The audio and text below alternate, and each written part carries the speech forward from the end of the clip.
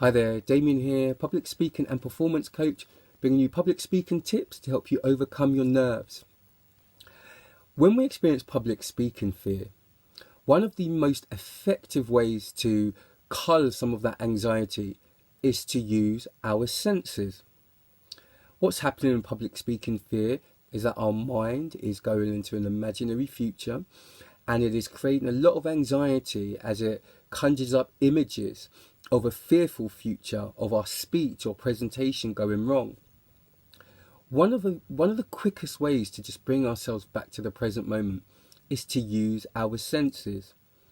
Now, in my videos, I give a number of different ways and different tips on how we can use our senses. And I'll be showing you some more examples of this in other videos. We've already, in previous videos, talked about the use of the sense of touch and the use of our hearing. Okay, but in this video, what I want you to remember is that if you're experiencing public speaking anxiety, you can use one of your senses to help calm you down. Now, whichever sense you use is completely up to you. All of us learn in different ways. Some of us are visual learners, some of us are auditory learners, some of us learn using more tactile methods, etc. Some of us are kinesthetic learners and we learn by doing and moving. Whatever type of learner you are and whichever modality you prefer is completely fine.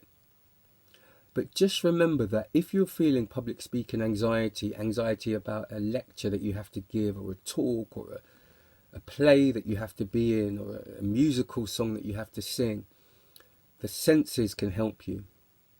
Now, what you want to do in this scenario is you want to think about how you can engage another one of your senses and take the attention away from your mind. Okay?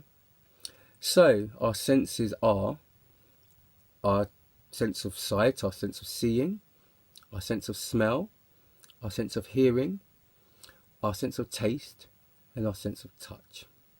Okay, so we're going to say those are the senses, okay? And you can decide, okay, let's say you want to use the sense of, let's go with taste, because that's quite an unusual one. It may work for some people, it may not work for you, but that's okay, but we're going to use taste as an example. So you might think to yourself, I'm feeling really overwhelmed.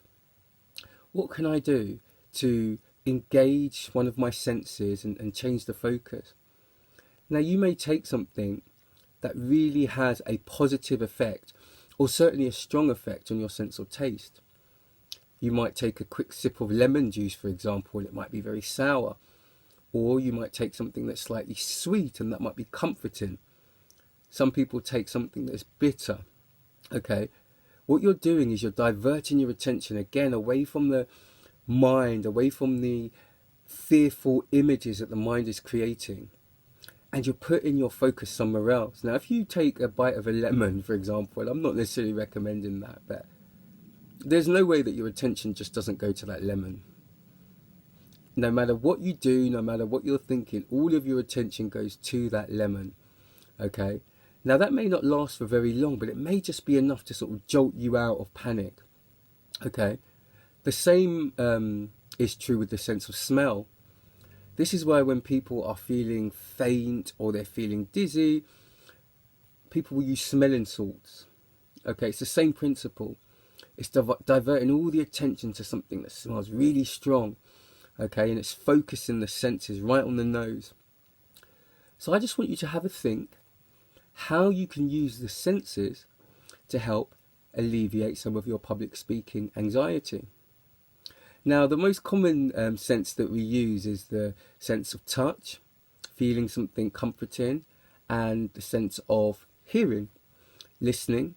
But also we can use the sense of sight and focus as well. And we do that in many of the different meditations and things. So I'll leave you with that, just to have a think about, how do I respond? Which senses do I feel really connected to? Do I like to listen to a lecture, or when I'm being taught something? Do I like to read something? Am I visual? Am I tactile? Have a think of that, and you may start to find ways to comfort yourself before a public speaking event that you've never really thought about. For me personally, I'm a very auditory learner. I like to hear things and putting on soft music or something like that in the background really helps. So you think about what helps and what works for you, and hopefully you'll start to develop a bank of tricks that will help you feel a lot better before your public speaking event. Try it, let me know how you get on in the comments. Please like and subscribe to this video if you found it helpful. It really helps with the algorithm. And stay tuned, and I'm launching my website, so you're going to have a lot more tips on there, and I'm launching my audio course soon. So please subscribe to that, and I will send you more information about that soon. Take care.